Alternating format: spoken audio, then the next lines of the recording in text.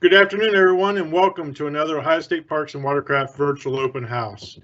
Let me start off by introducing myself. I'm Brian Miller. I am the Southwest District Manager for Ohio State Parks and Watercraft, and I provide oversight to 14 state parks, of course, in Southwest Ohio. Also joining me today to help with the presentation is Catherine Connor. Catherine is a naturalist for us at Houston Woods State Park, and she's going to help me with the questions and answers. Also, behind the scenes, you won't see him today, but behind the scenes, we've got Sean Connor, who is also a naturalist at Houston Woods State Park, and he is actually producing this show for us today. So thanks, Sean. With all that, if you have any questions, feel free to post them in the right-hand side of your screen there in the Q&A box, and we'll do our best to answer them at the end of all the presentations today. These virtual open houses are a statewide effort for us to stay in communication with all of you during these crazy times that we're all experiencing. In the Southwest District, we offer many parks with many different amenities, but today we're going to showcase Caesars Creek State Park near Waynesville, Ohio. At this time, I introduce the park manager of Caesars Creek, who has been with the department for approximately 15 years, Brant Fulks.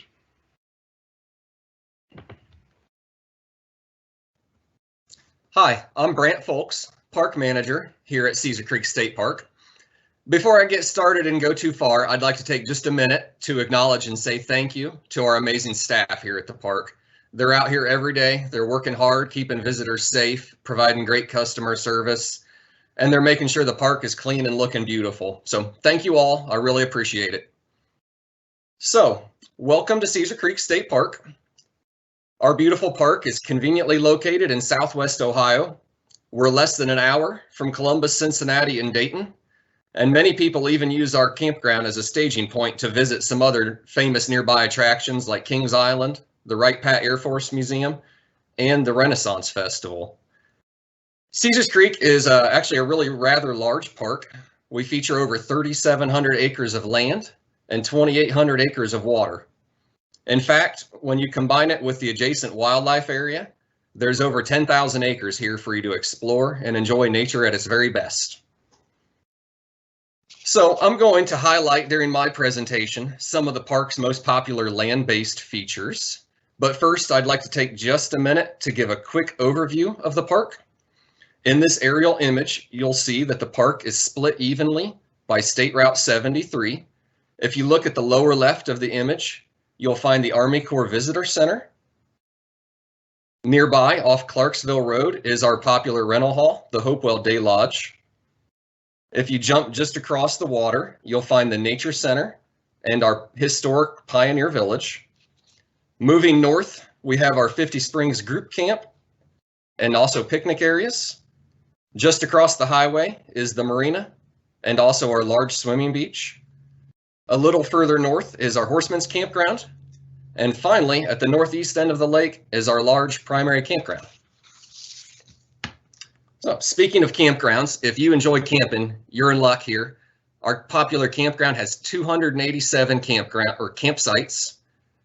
Numerous sites were upgraded last winter, so we now have a mix of 20, 30, and 50 amp electric sites. We also have 35 new full hookup sites that have water and sewer access. We have shower houses spread throughout, several playgrounds, a really well-equipped camp store, a swimming beach, and we even have a dedicated boat ramp for campground users. If you plan to ride bridle trails while you're at the park, we also have a Horseman's Campground. This campground is a little simpler. It has 30 primitive sites. There's no potable water or electric available. However, this Horseman's Campground is tucked away in a quiet wooded area. It's got some beautiful shaded sites and really great access to all of the bridle trails. Another interesting option here at our park for visitors is our Hopewell Day Lodge. This is a day use only rental. It has a 60-person capacity, a small kitchen, and 2 bathrooms. This site is commonly used for family reunions and other get-togethers, and I really love the scenic setting here. It's down a dead-end road and just a beautiful spot. So if you'd like to stay at our campground or reserve the day lodge, plan to book early. All of our sites are by reservation only. We fill up most weekends, especially during the summer and fall. To reserve, just call 866-644-6727 or you can simply go online to reserveohio.com. So, my favorite activity here at the park is hiking. We have 63 miles of trails here. Our most popular hike is the short mile-long trek to Horseshoe Falls and the Swinging Bridge. Horseshoe Falls is beautiful, especially in the spring when the wildflowers are in bloom and the creek is running. If you're looking for more of a challenging hike, you can try the Perimeter Trail. This 12-mile loop hike circles the southern half of the lake. It features mature forests, beautiful lake views, and you even still get to see the waterfall and the Swinging Bridge as well. Our trail system includes 22 miles of bridle trails for those that prefer to get around on horseback instead. These trails run through the northern half of the park. They feature some wonderful views of the Headwater Creek that feeds our lake. We also have 15 miles of mountain bike trails if you prefer to get around on wheels. These trails run from Harveysburg all the way up to our campground. I would like to mention real quick while we're talking about trails that all of our trails at Caesars Creek are largely maintained by hardworking volunteers. Members from the Caesar Creek Nature Center Association maintain the foot trails. The Warren County Horsemen's Council works on the bridle trails, and the Cincinnati Off-Road Alliance cares for our mountain bike trails. These volunteers are currently working on a big upgrade to improve the mountain bike trails near the campground to make them more friendly to beginning riders. If any of our trail volunteers are listening, thank you very much for your efforts out there. If you're a history buff, you have got to check out the Caesars Creek Pioneer Village. This is a cool collection of historic structures built by Ohio's early settlers. This site is run by a nonprofit organization that partners with the park. They host many neat educational events, as well as historic reenactments throughout the season. Finally, I'd like to end by mentioning the many hunting opportunities here. Much of the park and all of the adjacent wildlife area is open to hunting. Caesar Creek Wildlife Area offers 3,100 acres of forest and prairie grass, well maintained by our partners at the Division of Wildlife. We're a great place to find deer, turkeys, squirrels, and rabbits. Okay, thank you for giving me a minute to introduce you to the park. I hope you can come out and visit soon. Thank you so much, Brant, for taking a moment and introducing us to some of those opportunities within Caesar Creek. But why don't we talk about how Caesar Creek began, and a little bit more of that information is coming from our natural resource specialist from the Army Corps of Engineers, Sarah. Hello, my name is Sarah Howard. I'm a natural resource specialist and park ranger here with the U.S. Army Corps of Engineers. You may wonder why the Army Corps of Engineers is here at Caesar Creek Lake, and the answer is flood control. If you had visited this area back in the mid-1900s, you would have seen a shallow creek low enough to walk across. But quite often, as the spring rains caused the creek to rise, the creek would flood its banks. Local flooding would occur. But it didn't stop there. The floodwaters would flow from Caesar Creek and into the Little Miami River, which then hits the Ohio River. Flood control has been a mission of the Corps of Engineers from the beginning, along with other missions like navigation, recreation, and natural resource protection. Major floods like the flood of 1913 have caused millions of dollars of property damage throughout the Ohio Valley. So in 1936, Congress passed the Flood Control Act, which committed the Corps of Engineers to nationwide responsibility of managing the nation's water resources. In 1937, a comprehensive flood control plan for the Ohio River Basin was completed, resulting in 78 multi-purpose reservoirs along the Ohio and its tributaries. Caesar Creek Lake became one of those reservoirs. Construction at Caesar Creek Lake started in 1971 and was completed in 1978. We are the deepest lake in Ohio at 110 feet deep with 38 extra feet of storage for water. At Summer Pool, we encompass 2,830 surface acres. If we were to ever reach max capacity, we would cover over 6,000 surface acres of water. The next time you visit Caesar Creek Lake, check out the Class A Visitor Center, where you can learn more about the construction of the lake and the history of the area, including how we got our name. Many people do not know that Caesar was an actual person who lived along the banks of the creek in the early 1800s. The story goes that Caesar was a slave who, while traveling down the Ohio River, was attacked by the Shawnee. but he survived and lived the rest of his life out along the creek. He is even mentioned in other historical writings of Daniel Boone and Simon Kenton. When early pioneers came to the area, they called the creek Caesar's Creek, and the name stuck even as the creek became a lake. We are very lucky to be rich in history at Caesar Creek Lake. If you have the time, you can go much further back in history by taking a walk through our fossil fields located in the emergency spillway. Ordovician-age fossils are there for everyone to see.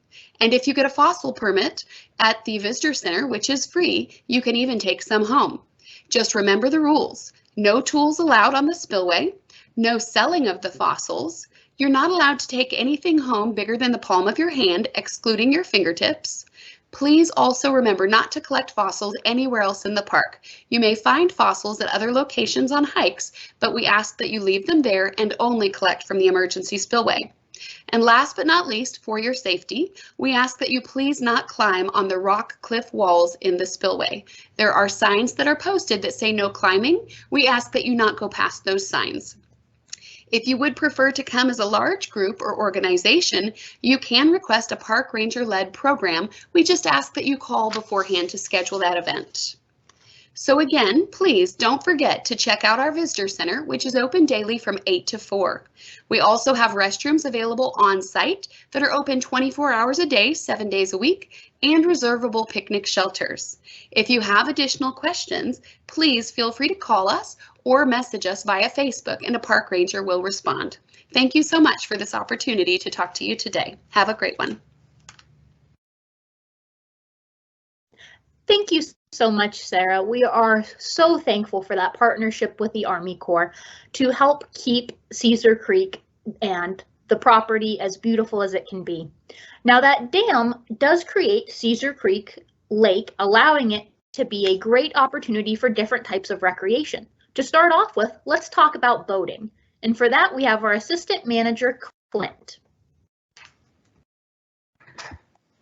Thanks, Catherine. My name is Clint Tulip. I am the assistant park manager here since 2016. I've actually been with Parks and Watercraft for 15 years. Caesar Creek Lake, as has been mentioned, is 2,830 acres. Normal pool is 849 feet above sea level, and the lake depths range from kind of 20 to 40 feet on the northern end to, like you mentioned, was 110 feet down by the dam. It is an unlimited horsepower lake, which is great for power boating and tubing, and it also has multiple coves that are good for fishing. We have 5 boat ramps spread out across the lake. At the northern end, we have the Haynes boat ramp and the campground boat ramp, and the campground docks actually got new docks put in about 2 years ago. Middle access of the lake, we have North Pole ramp and Furnace Shores ramp located off of State Route 73. And then down closest to the dam at the southern end is the Wellman ramp. We do have a dry moorage area that's located by North Pole, and a lot of the sailors like to take advantage of that because they can pull their boat in and out of the lake without having to take their masts up and down. There are 65 spots in that dry moorage. They are $150 per season, and the summer season is May through October. Winter season is November through April. And if you're interested in that, you can get on a wait list by calling the park office. The lake also has designated swimming areas. If you're looking at the main beach off to the right-hand side, if you're looking at the beach from the water, off to the right-hand side is where you can pull your boat up to. And then there is also a boat swim cove that is south of the campground. And there is a boat swim cove north of the Wellman ramp. The cove north of Wellman is also doubles as a boat camping area that you can anchor out and stay overnight. One of my favorite aspects of the park is the Marina at Caesar Creek. It is a floating building that is located off of State Route 73 near our main beach. That project was completed back in 2016. For the construction of the marina, they actually had to lower the lake 13 feet to install the anchor system. To get down to the marina, they installed 2 gangways that are two gangway sections that are 80 foot long each. If you look at the photos, there you can see the area that was selected before construction and then during, and they kept a lot of the natural elements of that land and put in some shoreline fishing structures and then replanted with native wildflowers. The marina had to be able to rise and fall with the lake due to it being a flood control. And as you can see, the water actually got up to the top of the gangway and into the parking lot there. Since the construction of the marina, the highest water level was 15 feet above normal pool, which is the second highest in lake history, but the highest recorded was back in 2005 at 22 feet above. One of the questions we get a lot is what the decking is made of at the marina. It is actually a Brazilian hardwood, pronounced ipe, and it's actually so dense that it'll sink. There are two piers. There's A dock and C dock. A dock consists of mostly 20-foot slips, and C dock consists majority of 28-foot with water and electric. We have 122 slips total. 105 of those are seasonal, and 17 of those are for transient use. To get a seasonal slip, we hold a dock lottery process. The docks come up in 5-year contracts, which is about 20% of our docks, and we get about 20 plus docks, and we usually have about 150 or so applicants for those. You can see the current slip pricing is located on the slide. If you do win, you only have to pay annually, and you can renew that slip for up to 5 years. And we hold a separate lottery drawing per size slip. We take the applications the whole month of August, and we do the drawing usually the second Saturday in September. You can pick up an application at the marina, or we can email you one as well in August. There's only one boat per person per household that can enter, and no corporations. And then if you don't win a slip, you are put on a wait list from the lottery drawing, and you are called as slips become available. Another option to enjoy the marina, as I mentioned before, was the transient slips. Those are rented out on a first come, first served basis for $30 a night. Some of the amenities we have at the marina is we sell fuel. It's a Rec 90 octane with no ethanol in it. We have a pump out system, public restrooms, showers for the dock holders on the back side of the building, a large deck with tables and chairs to come out and relax on, and the retail concession building. Inside the concession building, we sell ice cream, which if you've ever been down to the store on the weekend, you know there's usually a line out the door for. We also sell pizza, live bait, minnows, sandwiches, snacks, candy, pop, boating accessories, batteries, fishing supplies, and even some marina apparel. Another question mostly the dock holders ask is what kind of security we have. We do have a gated access that the dock holders do have key cards that they can get in and out to access their boat 24/7, but those gates are left open during business hours so the public can come down and enjoy it as well. And then there are security cameras around the building. If you haven't been down to the marina yet, I ask you to please stop on down, say hi to our friendly staff, grab a bowl of ice cream, and enjoy the view. Thank you. Thank you so much, Clint. That was a great look at some of the different boating opportunities that Caesar Creek has to offer. That's not the only recreational opportunity there on the lake. One of the best features and very popular feature is their beach. For their beaches, we have our Natural Resources Officer, Officer Weichert, here to tell you about them. Thanks, Catherine. It's great to be here. Hello, my name is Michael Weichert. I am a Natural Resource Officer here at Caesars Creek. Aside from being an avid outdoorsman, I received my bachelor's degree in criminal justice at Wright State University here in Fairborn. And as an NRO, we are primarily responsible for criminal enforcement on the state parks and waterways here in Ohio.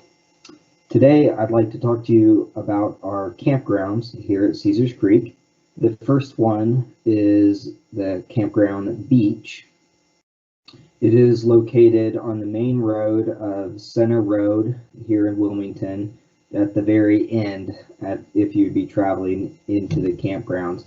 It's primarily used for those who choose to camp here. However, you can access it if you'd like to purchase a $3 day pass. The next and most attractive beach is our main beach, just a little bit south of the marina. It is on just off of State Route 73, which is the main road here into Caesars Creek. Just go all the way back and you can't miss it. What's available at the main beaches, we have several public bathrooms. We have some charcoal grills, and we even have a dog swim area, which is at the southwest end of the beach. The dogs do need to remain on leash. However, between the dates of March 3rd and May 17th of this year, they are permitted off leash as far as a dog exercise initiative we have approved. Please remember there's no lifeguard on duty at either of these beaches, so keep that in mind. We also have several paved walkways, as you can see, leading to the main beach and the sand up there, which is really convenient when traversing the ground there. Towards the shore of the beach, we have a couple permanent benches for your convenience. And then also too, here is one of my favorite views of Caesars Creek. You just can't beat the view from a beach here. We do have one playground at the main beach that has many shade-bearing trees. So even on those hot days, if the kids are getting too hot, you can head over to the playground and let them run free over there and not worry about heat exhaustion over there. There are two very large pavilions as well at the main beach that have several picnic tables underneath there too, if you would like. As far as what to bring with you when you choose to come to the beach here at Caesars Creek, first and foremost, I would recommend, if you are not a strong swimmer, bring a life jacket, and not just any jacket. Remember that only those that are Coast Guard approved are permitted in the waters for use. And how do you determine whether they're approved? And they have the Coast Guard emblem right there on it. And don't forget to try it on before bringing it. You know, I hate to try bringing it on when you really need it and realize, you know, it's not fitted to you. So let's see, I'd also bring some water or, you know, something with electrolytes in it just to keep hydrated. It really does get hot over here. You forget you're in the middle of Ohio, to be honest. But also on that note, a friendly reminder, make sure you bring water or electrolytes and nothing of an alcoholic nature to it, as those are not permitted. Next, I would bring a packed lunch or a snack or something if you wish. If you do forget to bring either of those, the marina is within walking distance. So as Clint talked about, go get some ice cream or something. And let's see, we do have cookouts, like I said, those charcoal grills. So if you would like to cook out, bring some charcoal or whatever for that purpose. And also too, if you would like to use your own grill, you are able to bring it over here on the grass or several open areas. You're more than welcome to come bring it, but please take it with you when you leave. And also, speaking of leaving, if you would, please make sure you do not bring any glass containers or here on either of the beaches.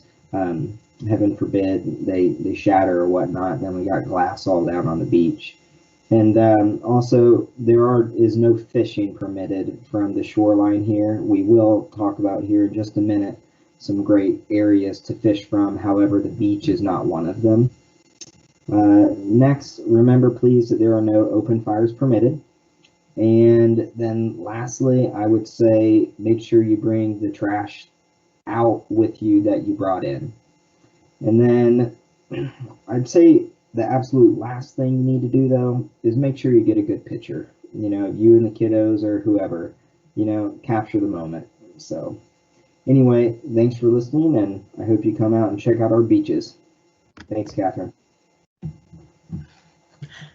Thank you, Officer Weikert. That was a great look at some different options we have when you're coming to swim here at the park.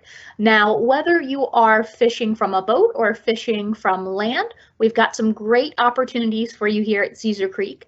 To talk a little bit about the different species you might encounter and the work that our wonderful Division of Wildlife does, we've invited fisheries biologist Justin to speak with us today. Hello, my name is Justin Walters. I'm one of a few fisheries biologists that work out of Southwest Ohio out of Xenia, and Caesars Creek is one of the lakes that I try and help take care of. The Ohio Division of Wildlife samples game fish on public waters across the state. We use this data to inform stocking decisions and fishing regulations. We sample black bass in the spring using an electrofishing boat when the fish are near the shore preparing to spawn. Surveys at Caesars Creek show a good population of largemouth bass. The lake also has a smaller population of smallmouth and spotted bass. Crappie and bluegill are sampled in the fall with trap nets while they are gathering close to the bank. This type of net is basically a giant minnow trap with a lead attached to the bank. The crappie population at Caesars Creek is made up of both black and white crappie. The crappie population is managed with a 9-inch length limit and 30 fish bag. Though sometimes hard to locate and catch at Caesars Creek, crappie growth rates are good and are above average for the district. The bluegill size and numbers are also around average for the district. We sample catfish in 2 different ways. Channel catfish populations are sampled using baited hoop nets in the summer, and blue and flathead catfish are sampled with low pulse electrofishing during the summer as well. The catfish population of Caesars Creek is dominated with channel catfish, and the population has an excellent size structure. It's well above the average for the district as well as the state. The flathead population is considered good for a lake with several fish over 30 pounds found each survey. An exciting addition to the lake starting in 2018 is blue catfish. Caesars Creek is one of only 4 lakes in the state to be stocked with blue cats. These young fish are starting to show up during our surveys and being caught by anglers. The first year's fish are about 20 inches long, and these long-lived fish could eventually reach 100 pounds, hopefully by the time I retire. Saugeye are sampled in the late fall using monofilament gill nets. Saugeyes grow slower in Caesars Creek Lake compared to other lakes in the district, but the recruitment is great. We often find fish up to 7 years old. This is uncommon in a saugeye fishery. Caesars Creek has a 15-inch 6-fish bag limit. The length limit is intended to protect the saugeye from harvest until age 2 to increase the size of the fish caught and kept by anglers. Muskie have been stocked annually in Caesars Creek since 1998 with excellent survival and growth rates. Fish over 50 inches are caught every year out of the lake, and Caesars Creek is ranked near the top muskie fisheries in the state. Our reservoirs in Ohio are aging and the quality of fishing habitat is gradually declining. We try to help by making fish attractor reefs in the winter months. We typically use Christmas trees. These reefs offer a little help to the fish as well as the fishermen. We conduct these projects on most reservoirs in a 3 to 5 year rotation. Some park goers may have noticed the large piles of Christmas trees at the sailboat ramp. Well, I'm here to tell you they're now gone. We just finished sinking 1,200 trees in the lake to make large fishing reefs. Another unique feature at Caesars Creek is a lighted handicap fishing pier. It's one of only 2 known in the state of Ohio for the public to use. During 2020, Wildlife and Parks teamed up to upgrade this pier and install a green underwater light that comes on at night and draws in all types of fish. Last fall, anglers had reported nighttime catches of crappie and saugeye after it was installed. We have also made several Christmas tree reefs around the pier and marked them with buoys to help anglers know where to cast. This handicap pier can be accessed from the youth fishing pond parking lot, and the youth pond is stocked annually before various youth fishing events held by the park and other conservation clubs in the area. The actual fish attractor locations can be found on our new Ohio Lake Map resource page, along with other popular high success shore fishing spots like the handicap pier, youth fishing pond, and below the dam. This page also shows the many resources available to users like boat ramps, restrooms, and marinas located at Caesars Creek and along with all across the state. Another great resource that was developed during 2020 was our new Hunt Fish OH mobile app. The fishing side of this app allows you to buy a license for you and anyone in your fishing group. The map feature will also help you find the fish attractors while you're out on the lake. The app also has many other features like the current fishing regulations built in. A lot of the information that I presented today can be found on our new website. By going to the new fishing reports and forecast page, anglers can now see our stocking numbers for each lake each year and some of our species-specific sampling results from our recent surveys. We are currently expanding this website for other lakes in the near future. Thank you.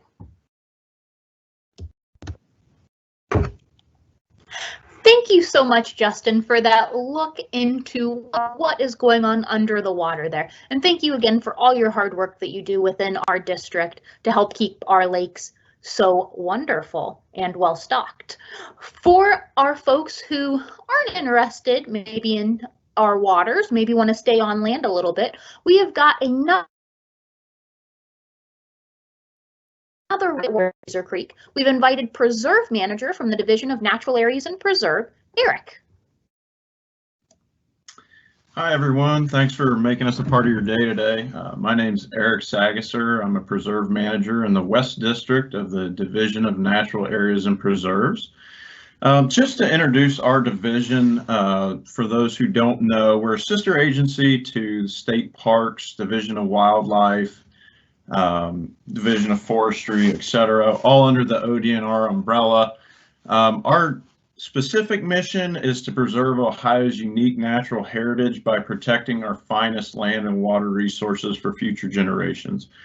So you can kind of think of us a little bit like a living land museum. Our preserves provide a snapshot into what Ohio would have looked like in its pre-settlement past. We have 138 preserves statewide now.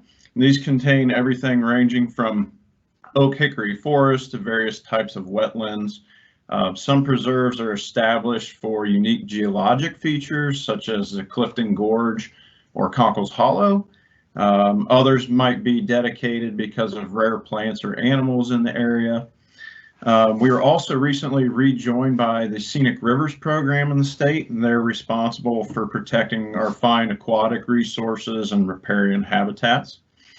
Often our sites are primitive due to our mission and our effort to maintain low impact on these areas. So regarding Caesar Creek Gorge in particular, we have 500 acres protected here. It's actually the third nature preserve to be dedicated in the state of Ohio. If you're interested in checking out the gorge, we have 2.3 miles of trails here. Some of the things that you can see along the trail include the beautiful limestone shale cliffs that are up to 180 feet above the floor of the gorge. We also have some really interesting flora here, really diverse plant community, ranging from oak hickory forest on the hillside.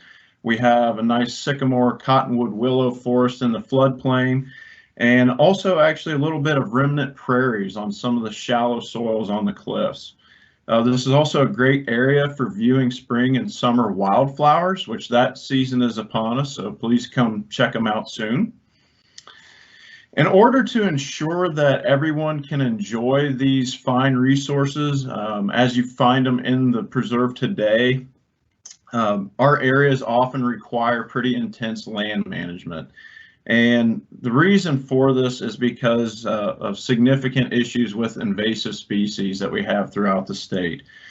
So many of these you are probably aware of. You may have even seen them today, but a very broad definition would be a species not native to the area that we expect or will do harm to human health, the environment, or the economy.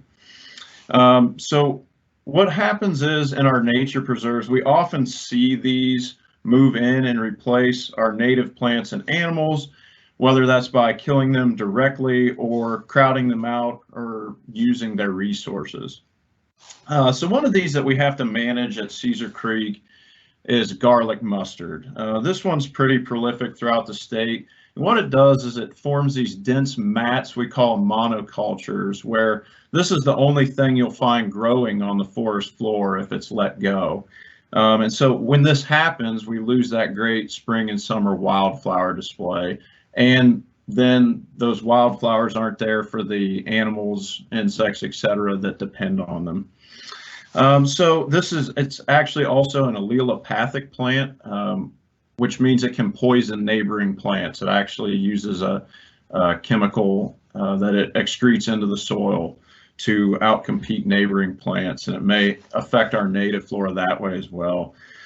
So this one, control of it is often done manually by simply pulling the second year plants when they bolt before they're allowed to go to seed. And there's several other methods of control as well. A little bit newer to the area, one that we're now starting to have problems with in this region would be stiltgrass. Very similar to the garlic mustard, this can form dense mats, and the pictured specimen here is a little bit smaller, but this can actually get up to around 6 feet tall. It's often spread by equipment, mowers, and can actually hitch a ride on hiking boots and animals as well. So it spreads very, very quickly, and it's one that we're trying very hard to stay on top of in this region. This can also be controlled simply by pulling. Often we will target this using a grass-specific herbicide in areas where we're able to do so. And one that's probably a little bit more well-known in Western Ohio here, one that we have a pretty significant problem with is bush honeysuckles. The problem that this one causes is very similar to the previous two.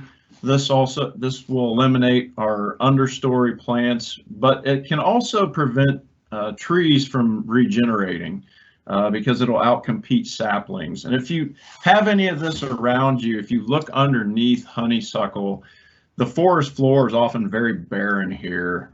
So it can cause pretty significant problems.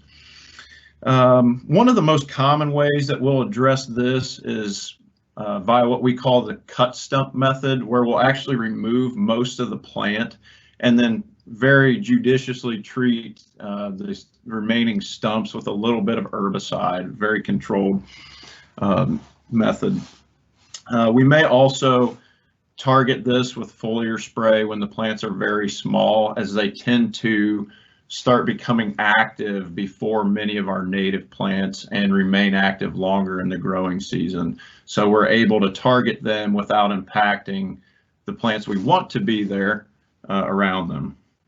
And if you're interested in doing any of this work on your own property, or you want to know more about the division and things we're doing, we have some resources here for you that Catherine's put together.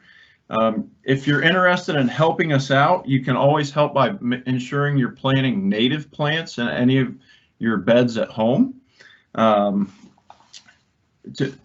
We have many of our invasive species that we deal with here were introduced accidentally as ornamental plants, as a matter of fact.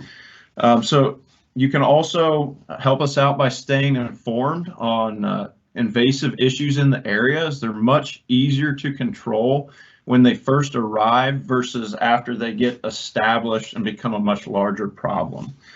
So I hope you'll come check us out, and thanks for tuning in today.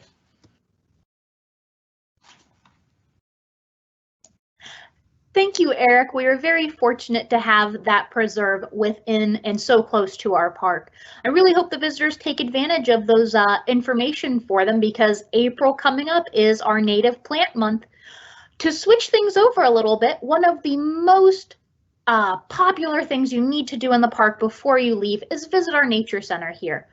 To talk a little bit more about our Nature Center, we have brought in naturalist Erin.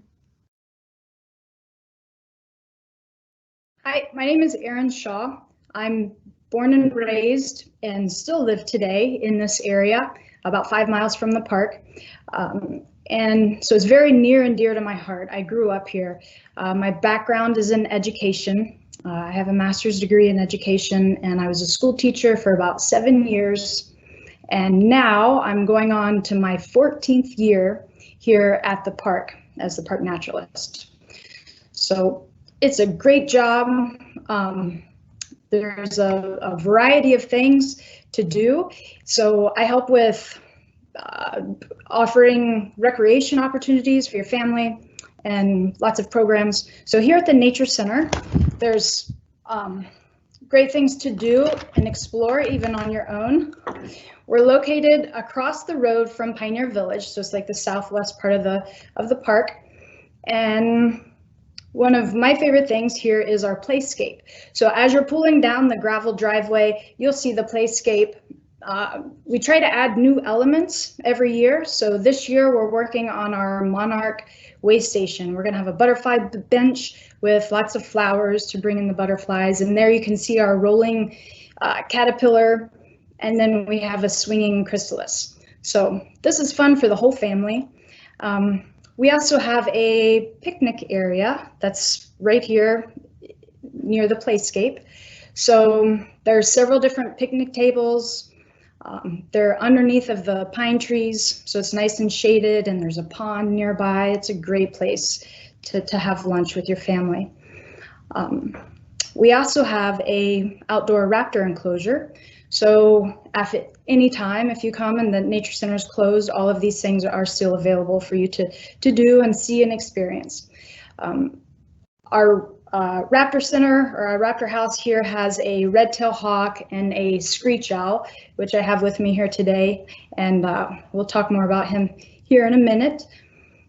So that's outside the Nature Center. There's a lot of other things too, but that's just an overview. Inside the Nature Center, we have a variety of wildlife displays, and we have live wildlife ambassadors. We usually have staff, either myself or a volunteer here inside, that can give you a guided tour of the Nature Center, or you're welcome to explore on your own. There's a lot of things in here to see. So to close off with, I'm going to talk a little bit about our programs. The programs we offer are designed for families, park visitors, campers, school groups, scouts, and individuals. So everyone is welcome. Our programs are free. The equipment is provided. All you have to do is show up. This is an example of our watercraft programs. We have the stand-up paddleboard, canoe and kayak, and there you see our Hobie Cat sailing kayaks. So we'll give you the equipment and safety instruction. We go out with you, talk about wildlife while we're out there, and then we come back. It's a great time. Other programs that we offer are like fishing and archery. All of that is on site at the Nature Center. And again, all the equipment is provided and instruction is provided. It's great for the whole family. So cast iron cooking is a big hit. We have workshops where we provide the Dutch ovens, and we'll teach you how to cook over a campfire, and then we have a meal together. So the fire ring is right there in our picnic area. And to close off with, we have our birds of prey. So we do a lot of birding programs, talk about what birds you might see in the park, and like bird conservation. And the picture you see I'm holding is our red-tailed hawk named Striker. And here in my hand, I have Scout, the screech owl. So Scout is, he's full grown. A lot of people ask me that. I don't know if I can get it booked. He's camera shy. So he's a gray morph screech owl and all kinds of neat things. He's a non-releasable animal. He's been imprinted. So we hope you come and learn more about Scout and learn more about the park. There are endless amount of things to do. I've been here for all of my life. Every day I find new things, and I just enjoy time here. And we hope to see you here in the park. Thank you. Thank you so much, Erin, for that great look at the Nature Center and a close-up look at Scout there. We have got several questions and great questions coming into our Q&A box. So I'd love to bring up a couple more of, kind of bring back our presenters here to help answer some of those. So first things first, I would love to bring back Eric, our preserve manager. And someone wrote in and asked, what is a key thing that us as visitors can do to help stop the spread of some of those invasives you talked about? So one thing you can do actually, and it may kind of sound funny, but we actually have stations at some of our trailheads where you can scrape your boots off.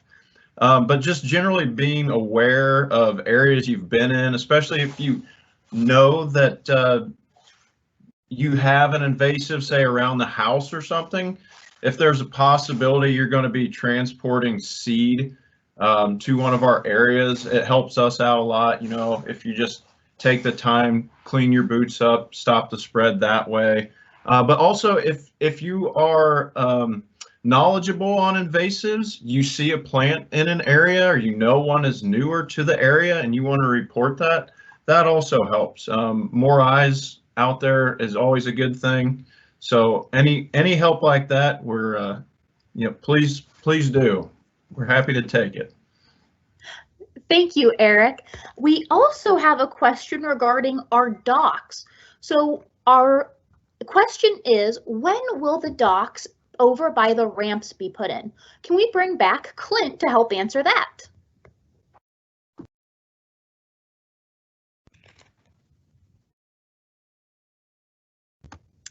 And it would help, Clint, if we unmuted that mic.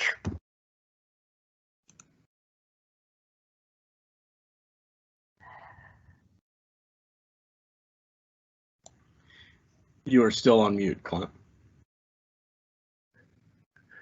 I hit the button. Sorry, must not have got it quite right there. But anyway, let's try this for a third time. Our docks, we do have the docks in at the Wellman ramp, as well as North Pole ramp have been in all winter. So campground ramp and Furnished Shores ramps, we look at trying to get those back in around mid-April. Thank you so much, Clint. We do have a few questions that I think our fisheries biologist Justin can help us answer. So the very first one is in regards to those new blue cats you talked about. Now, is that something that might be out competing some of our other fish or create any issues there? No, it won't. I took a lot of time when I chose Caesars Creek, when we chose this for one of the lakes to stock. So blue cats are very different than flatheads and channel cats. So if you're an Ohio native, you probably don't have much experience with blue cats. So they are what we call pelagic fish. So Caesars Creek is the deepest lake in the state, and these fish will go out and suspend in the middle of the summer, all year round, really, out in the middle of 100 foot of water or more, and they're going to feed on gizzard shad. And they're going to not be anywhere near where the muskie or bass are. If you do any kind of muskie fishing, you typically find them within, 100 yards of the bank. They're typically orienting to structure. Same thing with bass. You don't catch largemouth bass out in the middle of the lake. And why we chose Caesars Creek is because the amount of biomass of gizzard shad in there is really impressive. And we were trying to do something about that, and we wanted to utilize that. And there's very few options that we could use for stocking, and blue cat is one of those. Thank you, Justin. There is another question here that I think you can help us with, and it's a little bit of a layered question, so hopefully we can hit everything here. It is in regards to that really nice new lighted fishing area. So they did ask, is this something that you can find at other state parks? Is it something, if it's not found there, that's being considered at other parks? And then is it typically the attractors that you do, is it just the trees and lighted areas, or are there other things you guys are trying to do to help our fishermen? All right, let's see if I can hit this one all. So the first one ever put in the state was Rocky Fork, and that's been in there for 2 years. It's down on the handicap fishing pier down by the dam. That was a partnership with Parks and NWTF to put that out. That was the first one ever used in the state. So I picked up this idea when I lived down south and worked in Texas, and I brought it back to Ohio. And that one went so well that we looked around the district where else we could put one. So we chose Caesars Creek. We got the Caesars Creek one wrapped up last year, and we're working on a third one, hopefully summer 2021 this year. It'll be up, and we're putting a handicap fishing pier at CJ Brown or Buck Creek, and I have already purchased the light for that one. And we will go from there and hopefully expand to other areas all across the state and other districts as funding comes in. And a lot of times these projects, like I mentioned before, big partnership projects where we get parks and watercraft, wildlife, and then a lot of times a local conservation club will partner with us, and we'll all come together, and with many people, we can get enough money to put off one of these projects. And then what was the third question? So the third question, I know there was a lot there. The other part of it was, are the trees and the lighted areas really the only attractors you guys are doing, or are there others? There's many other things we do across the state, and it's typically lake dependent. So we on our canal lakes, like Grand Lake St. Mary's, we build stake beds, and those are all available on the mobile app where you can see them and on the map. So those are basically hardwood posts drove into the ground because those lakes are rather shallow, typically used for crappies. We do also shoreline enhancement areas. We're working on one of those down at Caesars Creek right now. So that's between 73 and the Marina. So that once we're done, that's going to be more of a expand that whole area for doing a lot of stuff to help people bring their kids down and fish.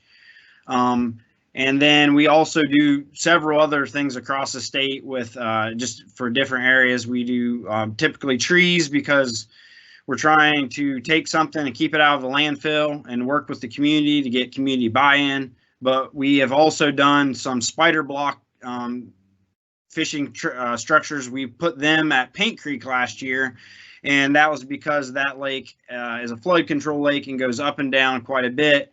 So we built these out of PVC and concrete, so hopefully they'll withstand the flooding. So we do all kinds of different stuff.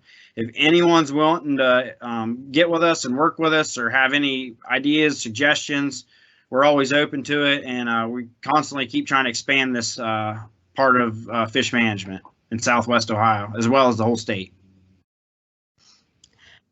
Thank you, Justin. I am so impressed with the work that you and the other members of the Division of Wildlife are doing. I am very pleased and honored to be able to work with you guys on some of those things.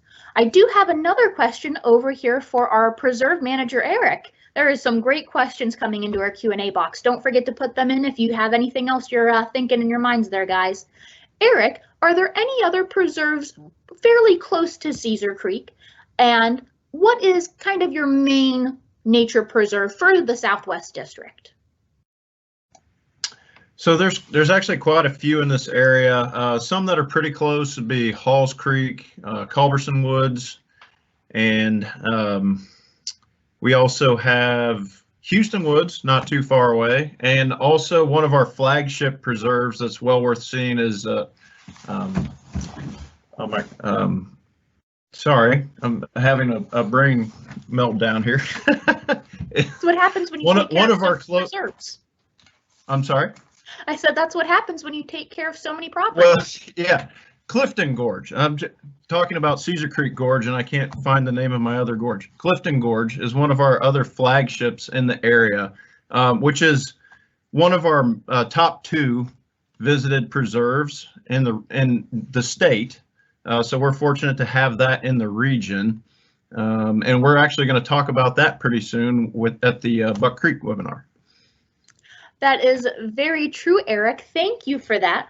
We have, again, very thankful for the partnership there with the Division of Natural Areas and Preserves as well. And I think my favorite part of our preserves is each one has their own special, unique reason as to why that area is being preserved. So I do have just several other questions here, but I think our park manager, Brant, can finish us up here and answer a few of those. So the first one, Brant, that I would like to ask is, how much is it to rent out the day lodge? Oh, okay, good question. So the day lodge is $170 for a day. And like I said earlier, you can have up to 60 people. Thank you. Our other question, I think this is a great one to hit on, is can you pick mushrooms within the park? And I also think it'd be good to mention in regards to preserve property as well, to make sure we know where we are in the park.